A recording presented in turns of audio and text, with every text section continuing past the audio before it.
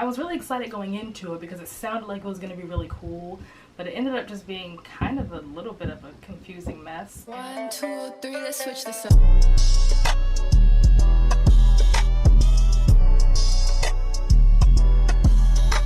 Hey everyone, welcome back to my channel. It is that time again where I do my monthly wrap up. So we are going to be doing all the books that I read in the month of September, which I'm actually really excited because September was actually a really good month compared to August, which has some not so great reads in it.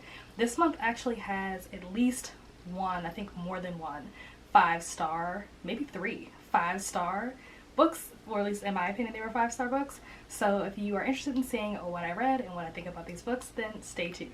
So out of the 6 books that I read, 4 of them were physical copies and 2 of them were ebooks. So I'm going to do all the physical copies first. Well, actually no, I'll just kind of mix and match. I'll try to do it in the order that I read them in. So we are going to start with the first book that I read in the month of September. It was not that book, it was this book, A Good Girl's Guide to Murder by, is it Holly Jackson? Yeah, Holly Jackson. So this is one of my 5-star reads. I thoroughly enjoyed this book. I thought this book was fantastic. I really liked the mystery. Like, I feel like if you're gonna write a mystery, like, this is how you do it. Like, this just did it, I don't know, it just did it so well. I don't really have anything negative to say about this book. Now, this is the first book in the Good Girl's Guide to Murder series, so definitely kicked it off with a bang. I really liked the friend group in this book. The 6 friends, it's like the 6 girls and the 6 guys, their little friend group or whatever. Loved their dynamic. Even just the 3 girls, their friendship was like Pippa, Kara, and Lauren, or Laura, something like that. Like, their little dynamic was so cute. Like, I just love the friend groups in this book. I also really like the little relationship between Pip and Ravi. I don't know, there's just nothing bad that I can say about this book. Like, this was just really entertaining. Definitely, like, kept you guessing. If you're not familiar with this book is basically about a girl who decides to do her senior project, her capstone project, on a missing persons case. So there was another girl that went missing from her town, I think 5 years before, and she just kind of felt like it wasn't settled. Like, there was more to the story than what, you know, the police said happened. So she decides to take it upon herself to start investigating, and then as she does that, there's a bunch of other secrets that come up along the way. So that's basically the gist of what the story is about, or at least of this one. As the series goes on, it evolves from there. So that leads me to my next book, which is the second book in the series, and that is Good Girl, Bad Blood, also by Holly Jackson. So this is the second book in that series. So this I didn't give as high of a rating. It wasn't that it was like a bad book or anything, but I think I gave this like a 4-star instead of a 5-star. So this book is a little bit different in that in the first book she's kind of solving like a cold case, and then in the second book she is solving a missing persons case that kind of turns into something more than that. This book involves, I don't even know if I'm allowed to say it on YouTube, I don't want it to get like flagged, but SK. I am really into books that have that as like part of the storyline, so this kind of tiptoes into that, and then you kind of get more of that later in the next book. But this book was also really good. Now, this book broke up the friend group a little bit, so I was not pleased with that because that was one of my favorite things about the first book besides the mystery itself. And I think Pippa I really liked in the first book as well. I thought that she and I thought a lot alike. Like, there were literally moments that I highlighted in this book where like I would think something or say something out loud, and then literally I would read the next line and she said what I was just thinking. So she and I were like very like on the same page, which I really liked in the first book. Not as much in the second book. Like I said, they broke up the friend group, so I was upset. You do get a little more romance, so that's cute. But this book, like I said, follows her. She has created a podcast now based off of the, you know, cold case that she solved in the first book. She now has started a podcast, and this book kind of follows that. I guess her doing her podcast. Like I said, there's a missing persons case now, so that becomes the next story for her, like next season of her podcast. And like I said, it develops from more than just a missing persons case. It turns into something completely else. And the ending definitely was very like, whoa, like, so not as good as the first book, but still like a good book, still worth the read. And then the third book in the series I don't have a physical copy of, because these two, as you can see, are paper copies, and the paper copy for the third book does not exist. at this time, so I did not want to be that person that has the 2 paperbacks and the 1 hardcover, so I'm just going to wait until the paperback for the 3rd book comes out. But I did read it, but I read it as an ebook on my phone. So that is Good Girl, Bad, no, not Good Girl, Bad Blood, what is it? As Good as Dead. That's what it's called, As Good as Dead. This book is very different than the first 2. Like, the first one is like a murder mystery, cold case. The second one is a missing persons. The 3rd one is probably the only one in the series that actually lives up to the series title, which is A Good Girl's Guide to Murder. Like, that's literally what this 3rd book was. I would probably give this one a little less than 4 stars, maybe like, I don't know, 3.7, 3.8, something like that. It almost felt like it was written by a different person. It just, I don't know. It seemed like the characters were doing things that were like out of character for them. So like that was kind of weird. And also the beginning. It was just like a lot of like jumping around, because like first it starts off with her wanting to solve like another cold case, and then suddenly she has a stalker. Now she's investigating her being stalked, and then that turns into something else, and then that turns into something happening to her, and now she has to get out of this situation. And then once she gets out of that situation, she does something that puts her in another situation, and now she has to get out of that situation, and it's just crazy. And it's just very like, it's just like, okay, where are we going? Like, what's happening right now? Like, there's just a lot going on in this book. Literally, I got like halfway through it, I'm like, I don't understand. If we've already figured out who the stalker is, what more could possibly happen in this book? But a lot more happens in the book. This 3rd book is the last book in the series, so this is essentially the end of the story. So at the end of the story, I didn't really care for the place that Pip and Ravi's relationship was in, if that makes sense. And I don't know, I just don't know how I feel about it. If you've read the book, then you know what I'm talking about, but if you haven't read it, I'm trying not to give away any spoilers. The next book that I read was also a book that I do not have a physical copy of, and I read it on my phone as an ebook, and that is A Flicker in the Dark by, who wrote this book?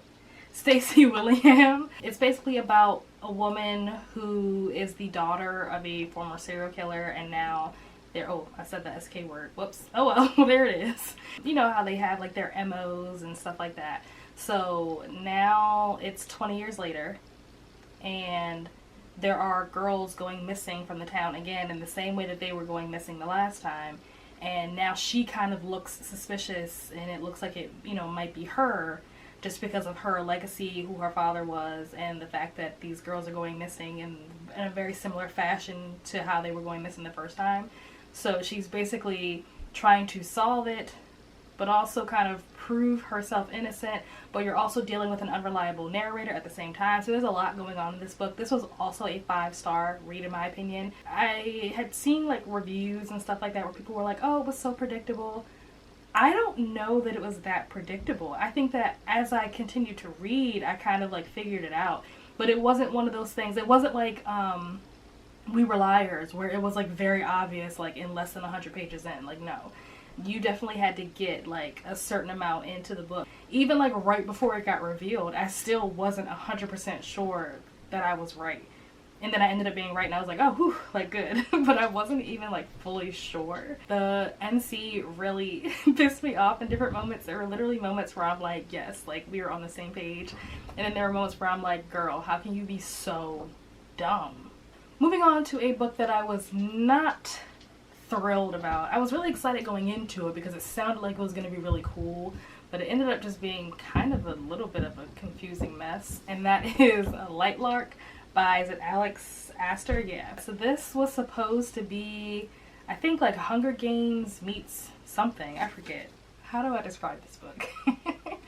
I would give this book 3 stars. Here's my issue with this book. I think this book had a lot of promise, had a lot of potential, a lot of really good ideas, but I don't think it was structured very well. It was very confusing to read, I will say that. Now granted, I am not like an avid fantasy reader. I am very new to the fantasy genre, so maybe that could possibly be part of the reason why I struggle. In the first 15% or maybe 30% of the book, like information overload. Like there's just so much that you have to keep up with. There's like 6 different characters. They all have their own like realm or whatever, or isle, whatever it's called that they're from. They have their own powers, they have their own curses, obviously they have their own names, they have their own colors and garments, and just all these different things that you kind of have to keep track of, which for me was a lot to do for 6 characters all at once. It's not like you're kind of like introduced to them, you know, gradually. They're kind of just like all thrown at you in like the first quarter of the book. And then from there, it's like sometimes it felt like the rules were changing, and maybe they weren't changing. Maybe I just didn't remember them because I was confused. I would get characters mixed up. Like I got Cleo and Celeste mixed up a lot. I would get Azul and Oro, I think, mixed up a lot. Like it was just a lot for me, for my brain to try to process this book. This book felt like, if you've ever like seen the behind the scenes of like how TV shows especially are like written like in the writer's room, they'll have like that whiteboard where they like write all their ideas and stuff all over the board, and then from there they kind of like pick and choose what they want to do and they'll narrow it down. This felt like that whiteboard that has all the ideas on it, and nothing was like narrowed down. Nothing was like, okay, we're gonna pick this, we're gonna pick that. It's like, let's just do it all. Let's just throw everything and anything in this book and find a way to make it work. So I will say that the other books that I mentioned do not have any spice in them. This book doesn't have spice in it. I guess it depends on what your definition of spice is. I think that at most they maybe get to like second or third base. So take that how you will. Basically, this story follows a girl who, in like the world that she lives in, they have like different, like isles or realms or whatever, but it's like the sun realm and the moon realm and the star realm and whatever, and they all used to kind of be one. And then like 500 years ago there was a curse that was put on them or whatever, and the curse basically makes it so that now every 100 years they have to attend this centennial game. And so the game is basically them trying to break the curse, but in order to play the game and break the curse, there's a bunch of rules and stuff to the game too, so that also didn't help make the story any less complicated. But essentially one of the 6 rulers has to die in order for the curse to be broken. So it's kind of them trying to be strategic about how to break the curse. If you haven't already read this and you're not an avid fantasy person, don't go out of your way to read this. You're not missing anything if you have not read this. The last book that I read in the month of September, also a 5-star read. It is Shatter Me. Who wrote this? I don't remember. Tahir Mafi? I don't know if I said that name right, but it's the first book in the Shatter Me series. This book was so good. I had heard, obviously, that this book is good. Like, lots of people talk about the Shatter Me series. Like, I kind of already knew that it was like, it had to have been good to some degree. Otherwise, it wouldn't be as popular as it is, and people wouldn't talk about it as much as they do. But I did not know it was going to be as good as it was. Like, this had me from the beginning. Like, the quotes in this book, oh my gosh. I have so many, like, quotes, especially in the beginning. There are so many things that I highlighted, like, quotable things. I liked the main character. I liked Juliet. I didn't expect to like her, honestly. I don't really know why. I just didn't think that, like, this MC in a dystopian world would be somebody that I would be interested in. So if you are not familiar with this book, this story basically follows Juliet, who's the main character, and she has this power where when she touches someone, she basically like sucks the life out of them and they end up dying. So she's been basically held up in this mental institution so that she can't hurt people. In the meantime, the world has kind of fallen apart around her. Like I said, it's this dystopian society. And so now the government wants to use her as a weapon. Obviously, she doesn't want to be used as a weapon.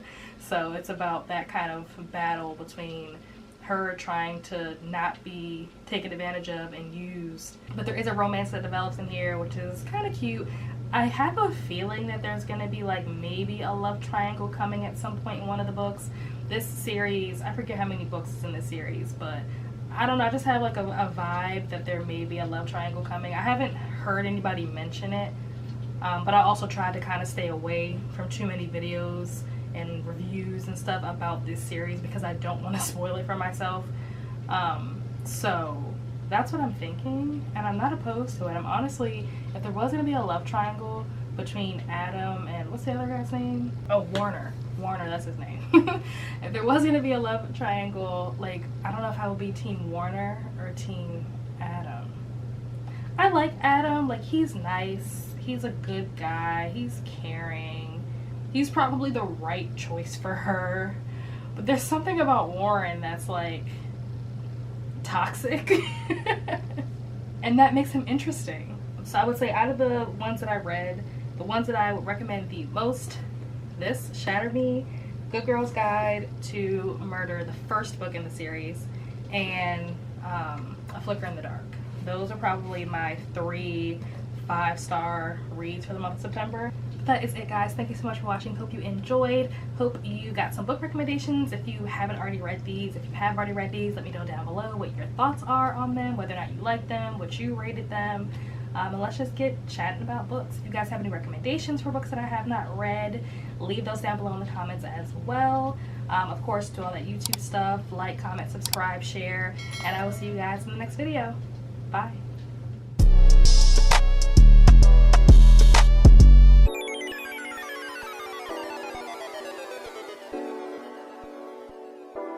You know what I mean? Like, I don't like how the book, like, ended their relationship. I don't know how to describe what I'm saying.